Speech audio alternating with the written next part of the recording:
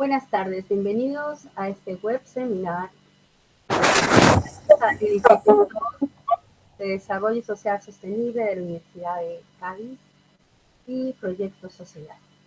Este seminario tiene como objetivo trabajar los ODS frente a una sociedad post-pandemia, que es la que nos tocará vivir en un tiempo más. Y por ello es importante que hagamos una revisión de los Objetivos de Desarrollo Sostenible de Naciones Unidas en relación a la Agenda 2030. Nuestro primer ponente de hoy es José Antonio López Sánchez, que es el director del Instituto Universitario de Investigación y Desarrollo Social Sostenible, INDES. Adelante, José Antonio. Buenas tardes. En primer lugar, me gustaría agradeceros que me hayáis invitado a este seminario. Y en relación al título de este seminario sobre los retos y las oportunidades en la sociedad post-COVID, yo pienso que es todavía muy pronto para analizar cómo va a ser la sociedad que surja tras el COVID-19, pero sí es cierto que ya se atisban ciertas líneas o ciertos elementos que nos pueden inducir a pensar que la sociedad que va a surgir tras el COVID va a ser o va a tener unos planteamientos diferentes a la existente con anterioridad al COVID-19. Y eso va a hacer que la manera de asumir los desafíos sean también distintos. Son desafíos globales que a partir de ahora posiblemente vamos a tener que asumir desde una perspectiva local. Esto va a hacer que tengamos que afrontar y movilizar recursos a partir de ahora también sin precedentes desde el punto de vista económico. Hay quien dice que hacen falta unos 8 trillones de millones de, o sea, 8 trillones de dólares para alcanzar los ODS del 2030. Y que para alcanzar esos objetivos de desarrollo sostenible en el 2030, por lo tanto, habrá que dar una respuesta conjunta desde lo público y desde lo privado a una escala internacional. Eso quiere decir que tendremos que empezar a plantear una gobernanza mucho más humana, con una respuesta pues nueva desde el ámbito gubernamental, que habrá que tener presente algunos de estos objetivos que son esenciales, ¿no? Como puede ser el tema del cambio climático, que hemos visto que la acción del hombre interactúa de manera bastante importante. En estos meses que hemos estado encerrados se ha visto una mejora en la salud del planeta, o el tema de la educación, habrá que empezar a planteársela desde otra manera, porque la educación, que es un elemento igualitario, pues se ha demostrado que cuando llega una dificultad como la que ha existido, eso ha hecho que, bueno, pues que haya educación de primera y educación de segunda en función de la capacidad económica de las familias, en función de si tiene acceso a la red o si tiene acceso a diferentes software o hardware, ¿no?, a la hora de desarrollar. Y además, todo esto se conjuga que va a traer una nueva realidad desde el punto de vista desde la investigación. Ya se está hablando, bueno, que España de por sí es el 10º país en publicaciones, en paper, el 27 en innovación, el 4º país en retorno de fondos Horizonte 2020, pero es cierto que a pesar de ser un país innovador, somos un país que en relación a los ODS se desarrolla un poco la investigación y se está planteando, y ya con esto termino, por no alargarme y no pasarme de mis 4 minutos, en plantear un nuevo modelo. ¿Qué es lo que se va a hacer? Pues desde el Ministerio se está planteando que la investigación habrá que seguir los modelos holandeses que se orientan con los ODS, ¿no?, o con el modelo alemán, donde hay un gran acuerdo de país y donde hay 12 misiones, que es como se llaman ahora las nuevas estrategias, alineadas esas misiones con los ODS y que están relacionadas con la educación, con, por ejemplo, si hablan de los océanos, hablan de un océano sin plástico, si hablan de una sanidad, pues hablan de una sanidad para todo.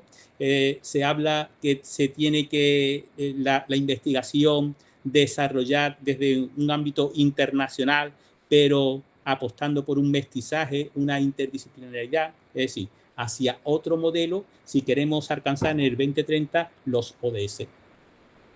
Gracias.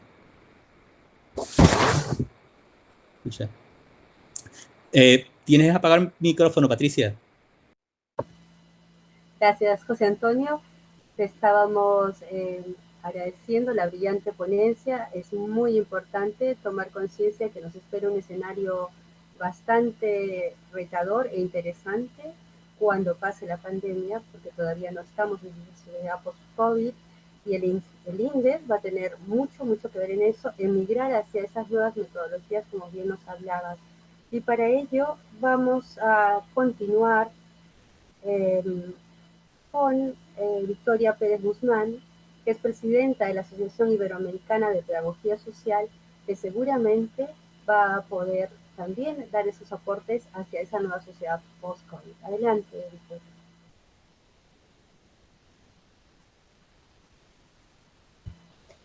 Muchas gracias, ante todo, por supuesto, también por la invitación a participar en este seminario virtual y agradecer mucho al programa que se lleva a cabo, el proyecto Sociedad.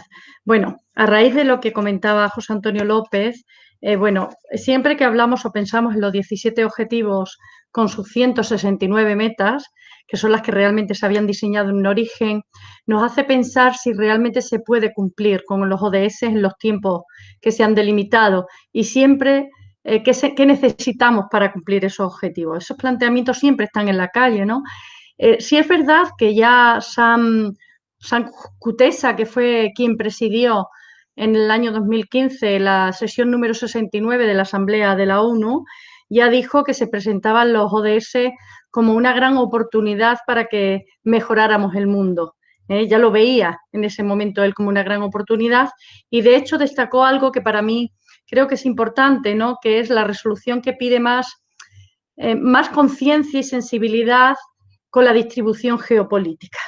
Yo creo que es un punto importante en el que hay que pensar y repensar. Es cierto que a partir del diseño de los ODS, concretamente el ODS 17 de crear alianzas, ha hecho que desde diferentes entidades, diferentes ámbitos, se vayan creando esas alianzas para crear redes que entre todos podamos generar esos cambios que requieren los ODS. Un ejemplo en España es, por ejemplo, el acuerdo que hizo el presidente de la COE, por ejemplo, con la Red Española de Pacto Mundial, donde bueno, se firmó un convenio para impulsar los ODS de todas las organizaciones empresariales españolas y el sector privado también, ¿no?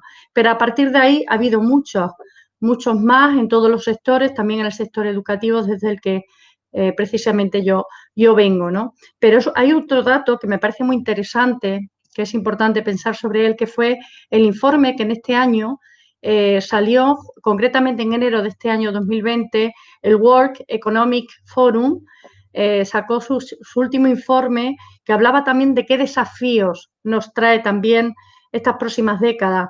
Y nombraba muchos desafíos. Uno de ellos es la crisis alimentaria, la escasez de agua, también la pérdida de biodiversidad, el estrés de los ecosistemas, ¿no? El aumento de las migraciones climáticas, todo lo que es las tensiones geopolíticas y los incrementos también de los ciberataques. Pero hay uno que relaciona muy bien o se relaciona muy bien con la pandemia que estamos pasando, que son las nuevas enfermedades e impactos sobre los sistemas de salud, que ya se señalaban en enero de este año en ese informe. Claro, nosotros en esta situación ante el COVID-19 estamos viviendo realmente nuevos escenarios a los que nunca nos habíamos enfrentado antes. Es verdad que si algo permanece en el tiempo es el cambio, pero realmente los nuevos escenarios hay que repensarlos, hay que buscar nuevos procedimientos, modelos, métodos, estrategias que nos permitan afrontarlos y bueno, realmente dar solución. Hay una situación que es la situación social o socioeducativa que viven muchos colectivos. Desde nuestra Sociedad Iberoamericana de Pedagogía Social, ¿no? Tenemos un compromiso científico con el conjunto de la sociedad y vemos la necesidad de reflexionar, de crear experiencias, resultados de investigación para ofrecer realmente datos sobre esta realidad, la que tenemos ahora mismo y la que va a venir, porque sin duda va a haber cambios y tenemos que dar respuestas también desde la investigación a esta situación post-pandemia de la que se habla. Hay que buscar estrategias para aprender de iniciativas también, otras iniciativas que se hayan llevado a cabo, que nos pueden enseñar, que promueven innovación, que fomentan la sostenibilidad. También tenemos que hacer visibles los compromisos y nuestras acciones estratégicas, porque muchas veces trabajamos mucho, pero no se ve y hay que visualizarlo, que eso es esencial. En la parte de informar, sensibilizar y formar en ODS es fundamental en todas las etapas educativas y, por supuesto, la utilización racional de los recursos que tenemos, que tenemos los que hay y hay que pensarlo.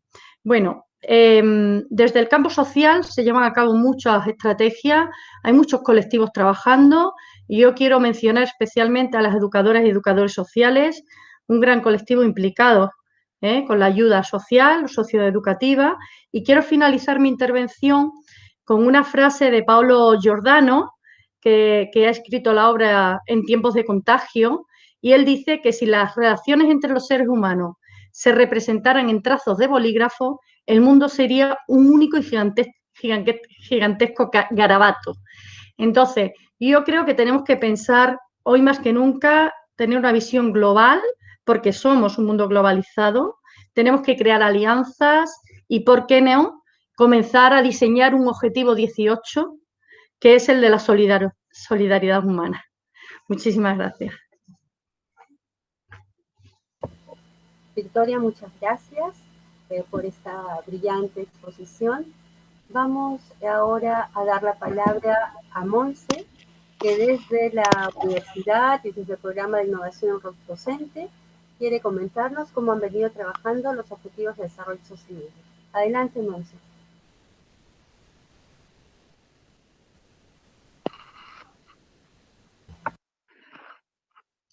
Ahora.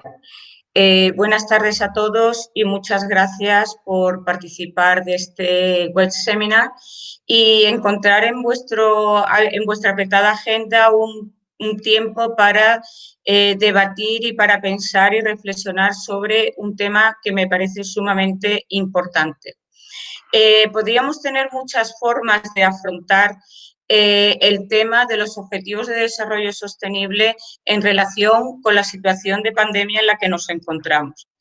Pero a mí como educadora y como profesora de universidad hay algunas cuestiones que realmente me preocupan mucho y creo que podría ser una vía de investigación y una vía de cómo enfocar los objetivos de desarrollo sostenible y cómo de alguna manera mitigar el gran deterioro y las grandes consecuencias que estamos teniendo en esta situación de pandemia.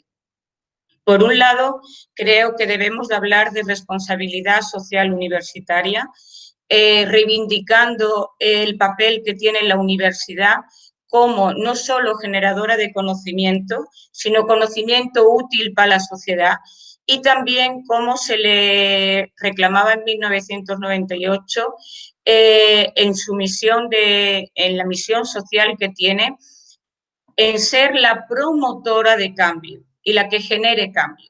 Creo que, que la universidad tiene un papel muy importante hoy en día y tenemos una gran oportunidad de revisar currículums, de revisar metodologías y de revisar sistemas de evaluación, así como de promoción del profesorado, en qué estamos investigando, dónde van las investigaciones, y por ese lado creo que paralelamente el estado de confinamiento y el haber continuado dando la docencia a través de la red, que no es lo mismo que una docencia online, sino que hemos utilizado la red como una emergencia, nos permite ampliar este concepto de responsabilidad social universitaria para empezar a hablar, no empezar, ya este tema está empezado, pero no tratado en profundidad, de la responsabilidad social del universitario.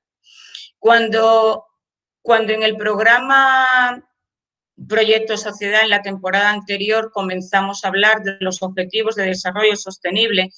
Creo recordar que las primeras motivaciones era pensar qué planeta le estamos dejando a nuestros hijos. Creo que solo fueron necesarios 2 programas para cambiar nuestra idea. Y el problema, la cuestión fue qué hijos le estamos dejando al planeta. Fue en ese momento cuando nos dimos cuenta, igual que lo hiciera Nelson Mandela en su momento, que vimos la educación como la clave para trabajar todos los objetivos de desarrollo sostenible. Al mismo tiempo vimos en los objetivos de desarrollo sostenible una hoja de ruta idónea para orientar toda nuestra acción educativa. Y así los programas se fueron orientando. En relación al desarrollo sostenible, creo que, y para ir terminando, creo que podíamos tener una idea. La idea es que el hombre, la humanidad, es el causante del deterioro de la naturaleza. Somos los responsables de cómo va a vivir la generación siguiente. Creo que estamos viendo unas situaciones sin precedentes donde una generación venidera está viviendo peor que la generación anterior. Pero también tenemos una baza, y la baza es que, igual que somos la causa, somos la solución. La incorporación de los Objetivos de Desarrollo Sostenible como la hoja de ruta de la educación, creo que es uno de los grandes retos y las grandes oportunidades que podemos tener gracias a esta pandemia. Podríamos hablar mucho más. Y para concluir, creo que debemos ir abandonando la idea de volver a la normalidad. No existe esa normalidad y creo que sería bueno empezar a ser conscientes desde todos los ámbitos de que juntos tenemos que crear una nueva normalidad. Todo es diferente, se aprende diferente, por lo tanto tenemos que enseñar diferente. Los ritmos son otros, los procesos son otros y tenemos que descubrir cuáles son, porque todavía no están diseñados. Muchas gracias.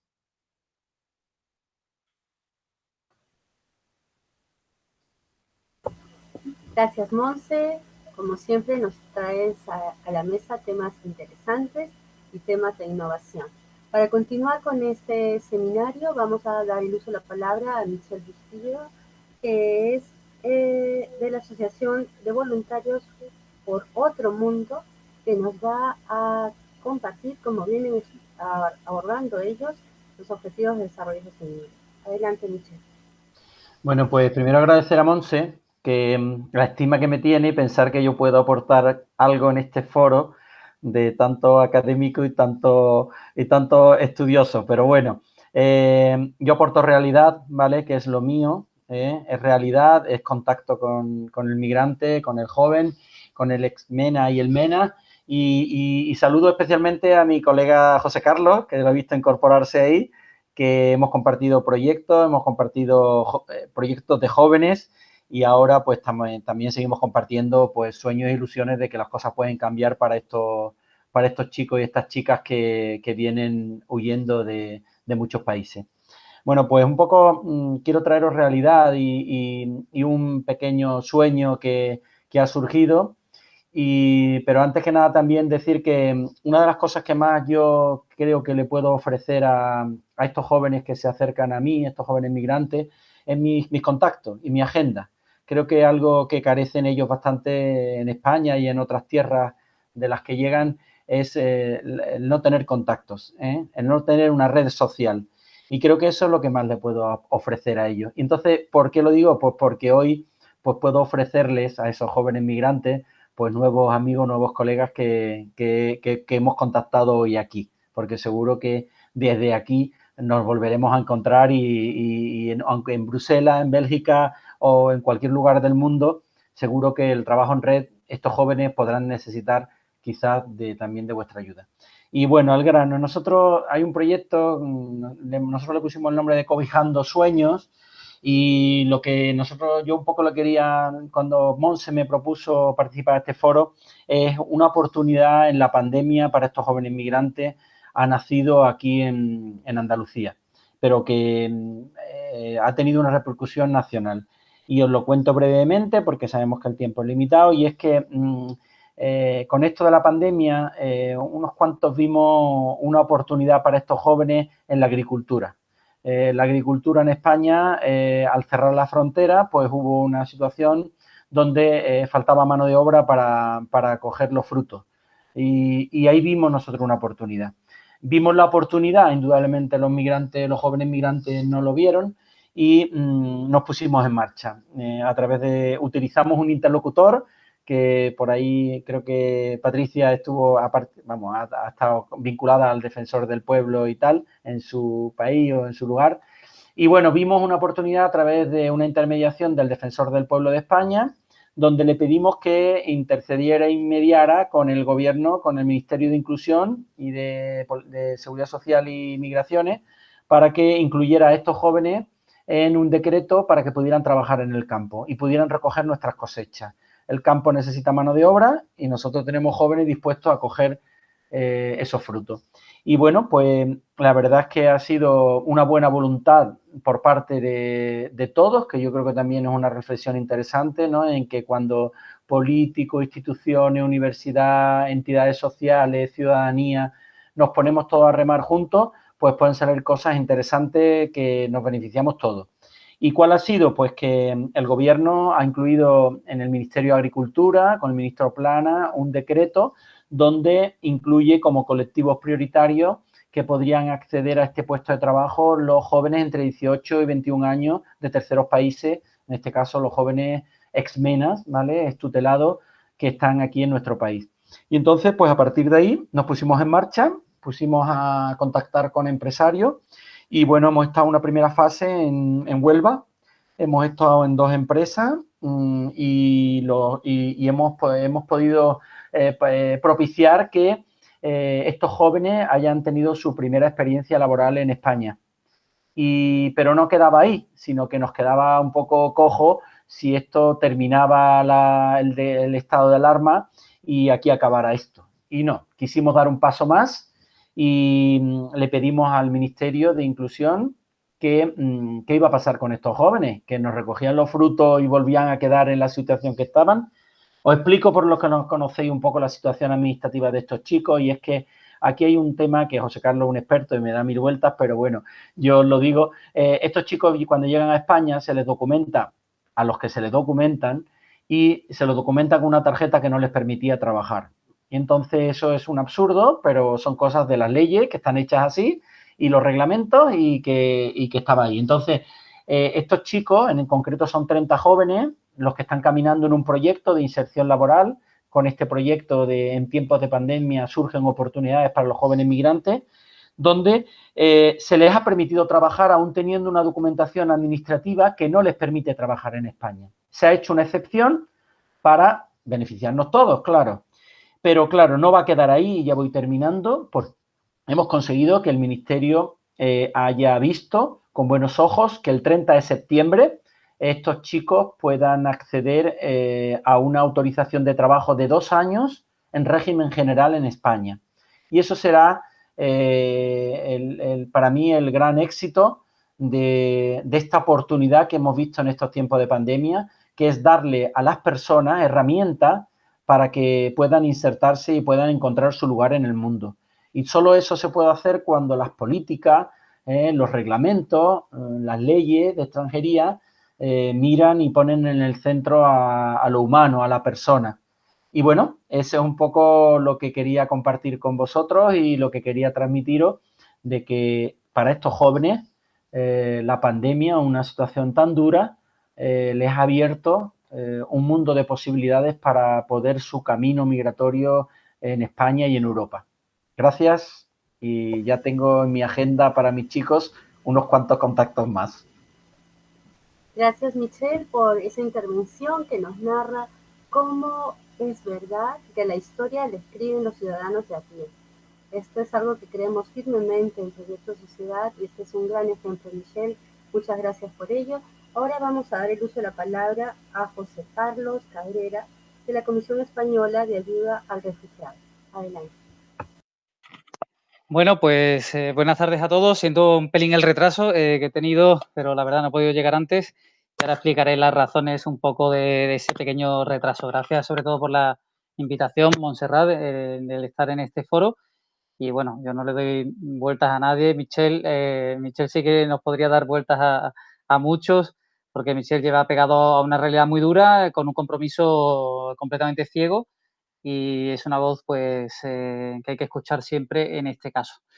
Bueno, hablando de los ODS, yo también voy a hablar de un pequeño proyecto que tiene que ver también con eso, con los Objetivos de Desarrollo del Milenio, y que también tiene que ver un poco con la integración de menores o chavales ya extutelados, mayores de 18 años, pero desde otro punto de vista. Nosotros, y esto lo conoce ya Montserrat porque fuimos a la radio a explicarlo justo al principio del curso, antes de que empezara todo este jaleo de la epidemia, pero nosotros venimos justo de cerrar un ciclo, un proyecto que este año nos ha apoyado la Dirección General de la Coordinación de Políticas Migratorias de la Junta de Andalucía, que era y es un festival de cine juvenil, un festival de cine donde jóvenes de toda Andalucía han aportado cortometrajes de menos de 5 minutos sobre la realidad migratoria que viven ellos, sobre la diversidad y sobre la inclusión social. Este festival de cine se llama el Festival Andalucine Juvenil y hoy, precisamente, esta mañana, y por eso hemos llegado un poco así sin tiempo para esta charla, pues hemos dado los galardones de este segundo Andalucine Juvenil,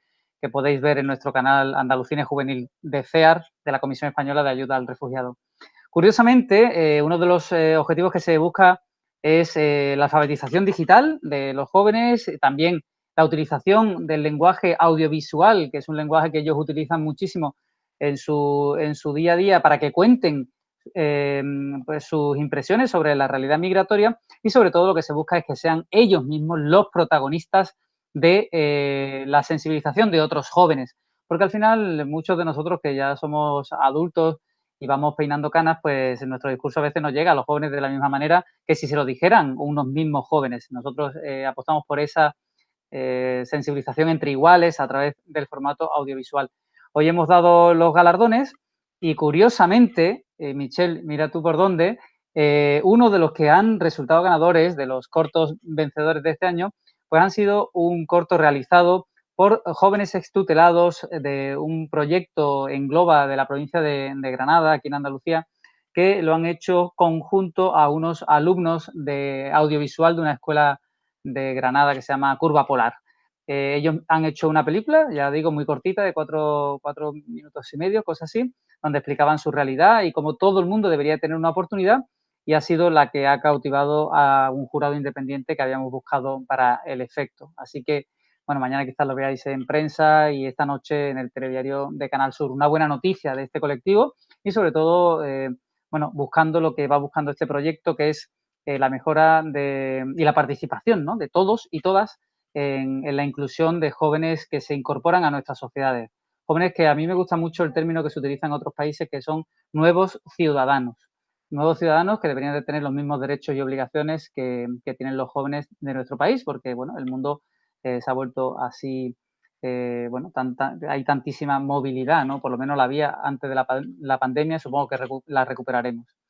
Centrándonos un poquito también en el tema de los ODS, deciros que en este proyecto particular nosotros buscamos el llegar a 3 de los ODS en concreto. Uno es el número 4, que seguro conocéis, que es dar una educación de calidad. Estamos estamos, lo que decía quizá Montserrat antes, ¿no? Buscar unas nuevas estrategias, ¿no?, dentro del entorno nuevo que se nos abre. ¿Y por qué no utilizar aquellas herramientas que le llevan a los jóvenes, como es el formato audiovisual? Si TikTok está triunfando en un determinado rango de edad, oye, ¿por qué no utilizar TikTok para mandar mensajes que pudieran ser potentes y pudieran sensibilizar a otros jóvenes?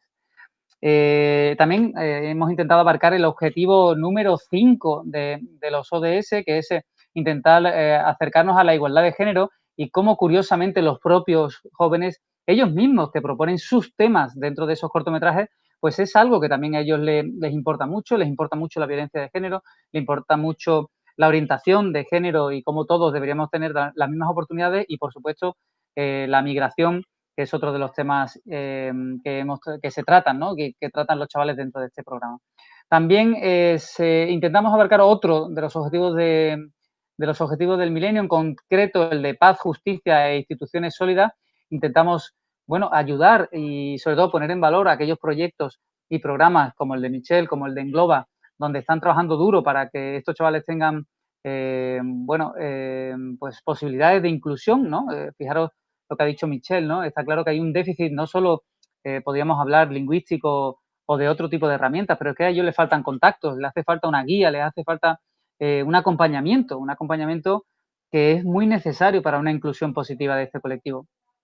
Y bueno, nos falta abarcar un nuevo objetivo, que es el número 17, que no sé si lo conocéis, pero es el de las alianzas para lograr objetivos locales, que, bueno, estamos intentando que también empresas privadas, dentro de esa responsabilidad social corporativa que decía, o responsabilidad social universitaria que decía Montserrat, pues crean en estos proyectos, crean que ellos también deberían de apostar por devolver a la sociedad aquello por lo que hacen y se lucran sus accionistas. Por lo tanto, bueno, un proyecto que nos tiene ilusionado, un proyecto que pasa por los ODS y un proyecto que viene a complementar aquel que ha dicho Michel Bustillos, pero intentando crear un clima positivo para que estos chavales y estos jóvenes que vienen, estos nuevos ciudadanos, pues se incorporen a nuestra sociedad y puedan aportar todo su talento. En fin, yo estoy abierto a cualquier tipo de pregunta, si queréis, o de debate cuando terminemos las siguientes pues, disertaciones. Un saludo a todos. José Carlos, muchas gracias por esta intervención y por contarnos cómo esta inclusión de jóvenes ha tenido un proyecto que ya lleva su segundo galardón. Muchas gracias, de verdad. Y con esto, ¿qué mejor marco para introducir a un joven brillante, Manuel López Vargas, que acaba de conseguir su maestría en abogacía? Vamos a escuchar a Manuel López Vargas. Bienvenido.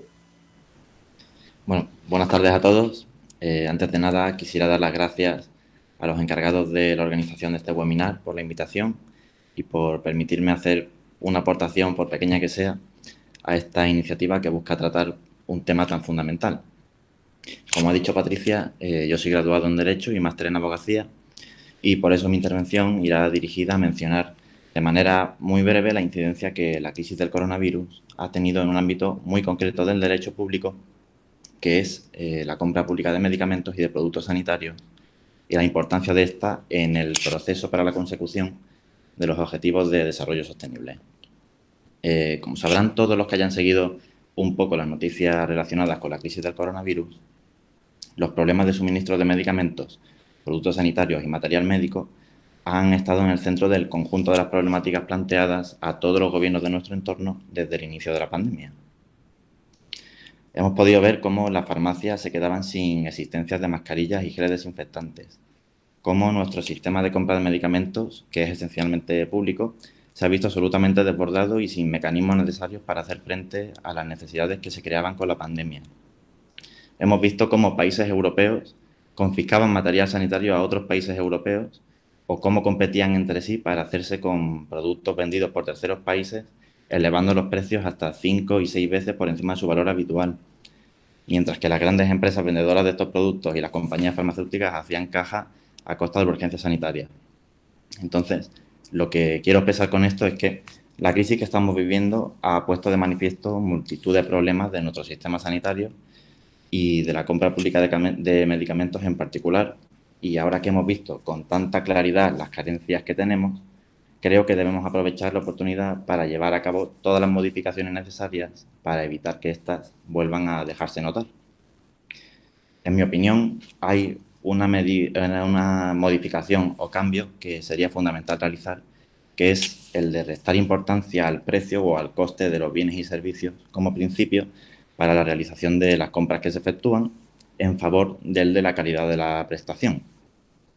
Como por razones de tiempo es imposible hacer una explicación en profundidad de esto, solo diré que en el ámbito de la Unión Europea, a raíz de la aprobación de una serie de directivas de contratación pública, todos los contratos públicos tienen que tener como objetivo el de conseguir la mejor relación calidad-precio, lo que en la práctica se traduce en conseguir el mejor precio, o sea, el contrato más barato.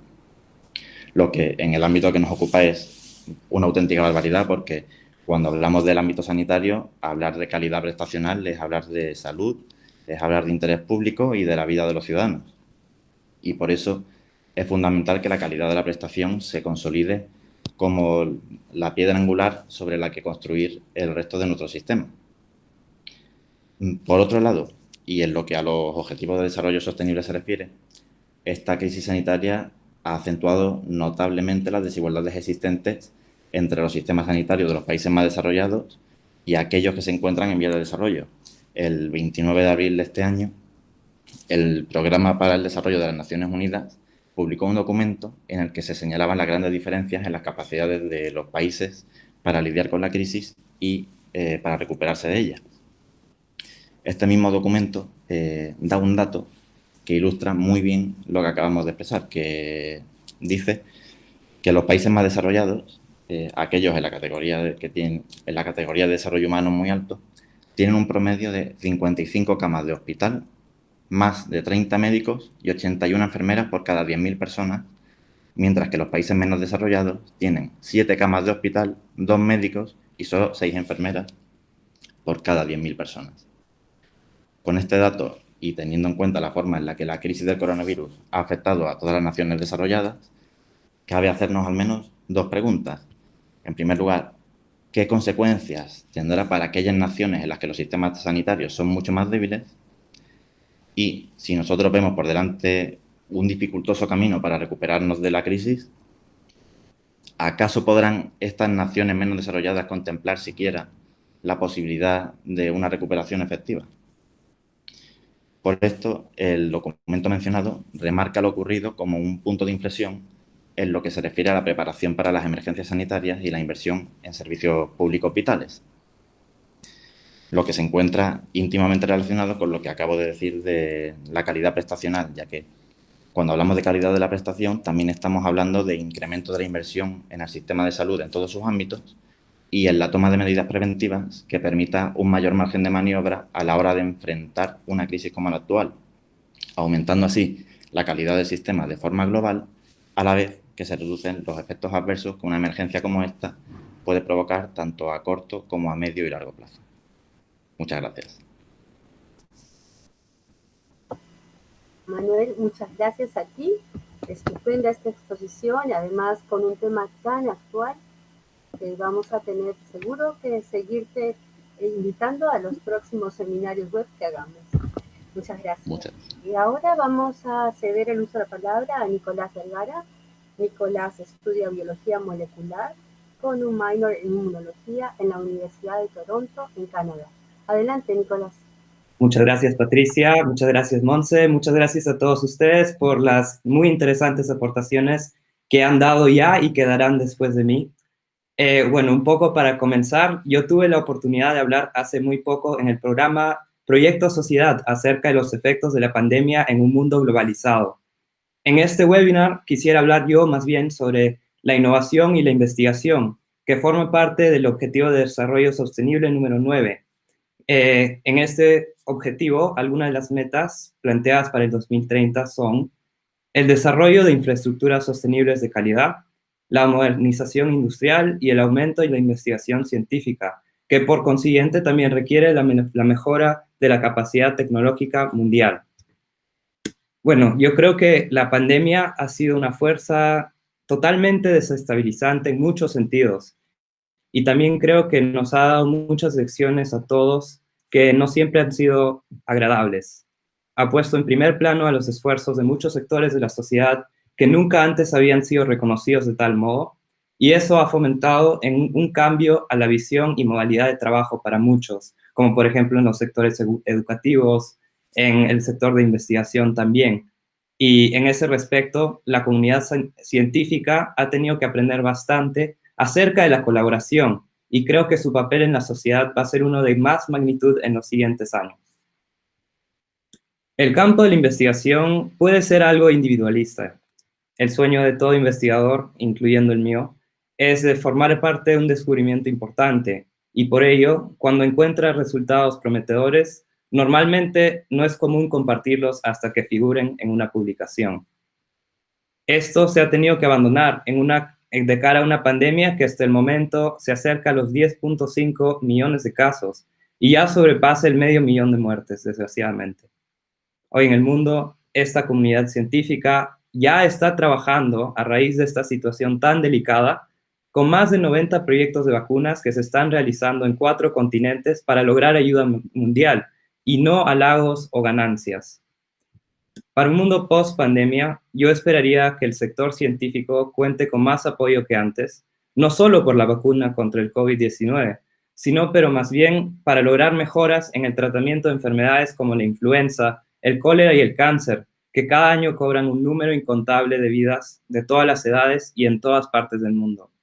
Además, yo creo que esto y la mentalidad de trabajo en equipo va a ser reforzada en el ámbito de publicaciones. Y yo creo que todos estos aportes se tienen que tomar muy en cuenta con el hecho de que lamentablemente vivimos en un mundo con mucha desigualdad. Entonces, yo creo que el progreso va a venir de mano en un incremento en la educación, por ejemplo. Yo creo que sería muy importante.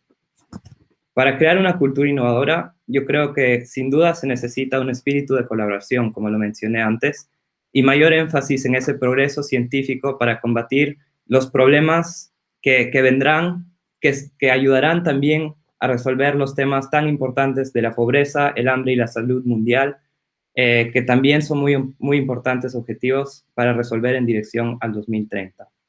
Muchas gracias. Nicolás, muchas gracias por esta intervención tan brillante. La verdad que tenemos que felicitarnos en este seminario web de haber invitado a 2 jóvenes con temas interesantes, brillantes y de cara al futuro. Nicolás nos hablaba de esa desestabilización que nos ha traído el COVID-19. Y con esto vamos a enlazar la presentación de Annie Fer, que trabaja desde la logoterapia cómo afrontar justamente en una época de crisis. Bienvenida, Annie, tienes la palabra. Hola, ante todo agradecerles la invitación y haber pensado en mí, que en este momento estoy en Brasil, pero dentro de unos meses ya regresamos a España. Y bueno, no sé si alguien conoce la logoterapia o escuchó alguna vez hablar de la logoterapia. Para hacerlo cortito, y como dije antes en mi presentación, la logoterapia la encontré por el trabajo que hacía con los jóvenes refugiados, que creo que es una herramienta muy útil para ayudarles a ellos a que puedan volver a encontrar el sentido en sus vidas y salir adelante con un proyecto y una ilusión, curando las heridas también, ¿no?, que traen. La logoterapia trabaja el sentido de la vida y el vacío existencial, y creo que tiene unas herramientas muy interesantes para poder trabajar con jóvenes o también con adultos. Yo trabajo con todo tipo de personas y de hecho, bueno, al trabajar con los refugiados desarrollé un programa de las herramientas que me parecían importantes para ayudarle a un joven a salir adelante.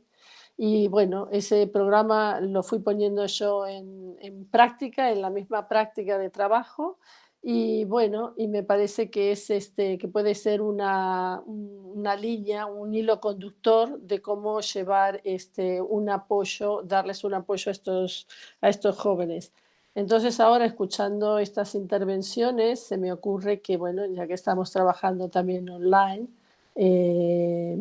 sería interesante para Michelle Bustillo, ¿no?, que trabaja con los jóvenes, si en algún momento ellos quisieran, yo podría hacerles hacer un trabajito con ellos, hacer una práctica, ayudarles a tomar esa conciencia, apoyarlos un poco a subir su autoestima. Bueno, a trabajar un poquito con la logoterapia como trabajamos nosotros, y creo que, bueno, que esa es la aportación que se me ocurre de momento, y como bien decía él también, las redes, los contactos son siempre muy importantes justamente para estos jóvenes, O sea que lo que yo pueda hacer estando en Barcelona, donde iremos ahora, la verdad que encantada de poder darles un apoyo, o creo que podría colaborar para cualquiera que quisiera tener así un apoyo. De hecho, estamos haciendo con otro grupo de personas un modelo, unas sesiones también online, que bueno, para que la gente un poco pueda ir caminando un poquito mejor con ayuda y con un poco de fuerza esta pandemia, ¿no? Para que sepamos ir asumiendo la actitud que tenemos o la respuesta que tenemos que darle a este mundo que nos está preguntando y nosotros tenemos que responder, ¿no?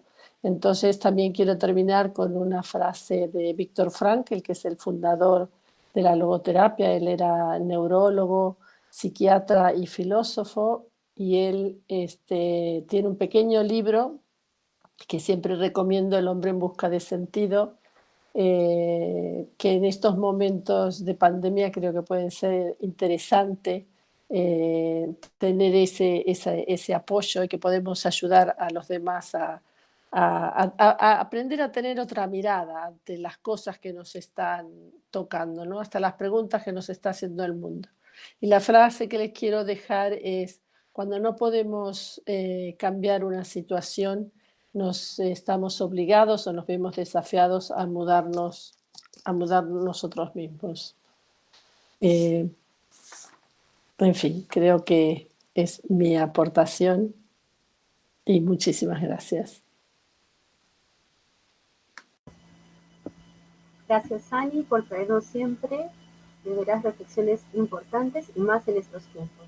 Ahora vamos a ceder el uso de la palabra a Sole Fursi, que también es codirectora del proyecto Sociedad, y que nos va a comentar sobre cómo sería esa futura sociedad post-pandemia. Adelante, Sole. Gracias, Patricia. La verdad es un privilegio poder estar con todos ustedes. Desde Proyecto Sociedad lo que buscamos siempre es aportar nuestro granito de arena, y lo hacemos creando conciencia. Por eso hoy me gustaría dar una mirada a lo que es la salud mental, a lo que es el ODS de salud y bienestar. Y se me plantea una pregunta, que es: ¿qué nos deja, qué vimos y qué vamos a seguir viendo con esta pandemia? Durante el confinamiento y después de nos hemos encontrado y vamos a seguir viendo graves problemas en salud mental. El confinamiento y el aislamiento, sobre todo, ha posibilitado el surgimiento de trastornos mentales, y esto lo estoy hablando desde personas que estaban sanas, que no tenían ningún trastorno, porque digamos que si ya existía un trastorno, lo ha empeorado, se ha agravado el trastorno. Tenemos que comprender algo: los seres humanos necesitamos del contacto permanente, necesitamos de la conexión entre nosotros. Esta conexión, ¿qué nos da? Nos da la mirada del otro, nos da la palabra, las caricias, nos estimula, nos da identidad, pertenencia, alimenta todo nuestro ser, nos da sentido, nos hace sentir felices. Es un motor principal en nuestra vida. Por eso lo que se observó es cómo se creaban reuniones en diferentes plataformas, simplemente para mantener este contacto y facilitar el vínculo. Era realmente el primer mes lo que se observó, es como un boom en estas plataformas de esta necesidad de seguir conectados. Si ustedes también se fijan, durante el confinamiento presentamos un estado de ánimo como más cambiante. Si se observaron un poquito, veían que sus emociones se manifestaban con mucho más fuerza, se encontraban más sensibles, se encontraban más vulnerables. La vivencia del confinamiento del coronavirus realmente nos desestabilizó. Lo cierto es que no estábamos preparados para tal experiencia y nunca antes habíamos podido practicarla, ¿no? Los chicos, y eso se ve sobre todo en los chicos y en el juego, como que a través del juego uno practica lo que va a venir y así se prepara psíquicamente. Bueno, nosotros con esto no tuvimos posibilidad de prepararnos. Hemos visto aumentos de casos por estrés, de trastornos de ansiedad, de depresión, de violencia de género, de alcoholismo, aumento de disputas conyugales simplemente, por la crianza de los hijos, aumento de conflicto con los hijos, por falta de estructura o por mucha estructura. también ha quedado en evidencia la capacidad que tiene el ser humano de encontrar su homeostasis. Esto quiere decir que somos un sistema, que ante el menor cambio en nuestro ser, lo que vamos a buscar es el equilibrio interno. Buscamos restablecerlo. La capacidad del individuo de adaptarse al nuevo ambiente, que actuó como ambiente potenciador y facilitador. Potenció la creatividad, potenció la capacidad de cuestionarse, la capacidad de mirar nuestras creencias que teníamos y ver si se ajustaban a las vivencias que estábamos teniendo o las teníamos que cambiar. En sí, a la resiliencia que existe en el ser humano. Es esa capacidad de encontrarle, como decía Annie, un sentido a nuestra vida. Hemos adoptado y construido nuevas costumbres, nuevas maneras de estar en contacto, nuevos hábitos de higiene. Recuerden cómo limpiábamos todo. Tanto higiene física como higiene mental, cuando se decía, dejen de escuchar tantas noticias, escuchen solo las noticias que dan un medio confiable. Muchos han experimentado esta crisis como oportunidad, ¿sí? Para muchos ha sido limitante, para muchos ha sido tal vez trágica, y para otros la han visto como una oportunidad. Y creo que en los ODS se marcó eso, se marcó las partes, una oportunidad de poder ver aquellas falencias que tenían y en qué tenían que poner, en qué hay que poner realmente el énfasis. Desde la salud y el bienestar del ser humano, creo que esta pandemia nos ha dejado conciencia. Una conciencia del impacto que nosotros tenemos en los otros, en el ambiente, en uno mismo. Conciencia que debemos ser y asumir nuestra responsabilidad. Conciencia de la necesidad de comprender la salud no solo como la ausencia de enfermedad, sino como una forma de bienestar. Lo vuelvo a repetir, conciencia de comprender que la salud no como la ausencia de enfermedad, sino como una forma de bienestar. La salud como un estado completo de bienestar, o sea, tanto físico, mental, como social. Muchas gracias, Patricia.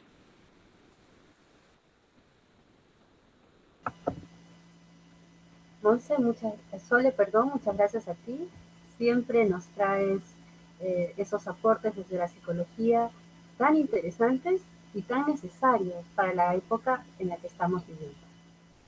Bueno, y ahora a mí me toca presentar un proyecto fascinante, el proyecto Spilia. El proyecto Spilia es un proyecto que está basado en la búsqueda desde la escuela con los niños sobre cuáles son aquellos valores que fundamentan la razón de ser de la Unión Europea. Este proyecto comenzó en el 2018 y tiene como artífice una alianza estratégica, aquí comenzamos a ver el primer ODS 17, una alianza estratégica entre Radio Alma, la UCA y Conexión. Este proyecto radica en lo siguiente. Alumnos desde los 10 años de edad pueden comenzar a preguntarse qué es la identidad, qué es la migración, qué es Europa, qué es la solidaridad, qué es ciudadanía, para qué sirve el bien común. Este proyecto, cuando recién se presentó aquí en Bruselas hace 2 años, tuvo lamentablemente muchos obstáculos, porque se nos dijo, es muy ambicioso, los chicos a esa edad no les va a interesar, se nos dijo que el profesorado no estaría interesado, y sin embargo ya llevamos 2 años de éxito con este proyecto y tenemos que anunciar que a partir del próximo año se suma España y Portugal al proyecto Spilia. El proyecto Spilia está diseñado en 3 etapas.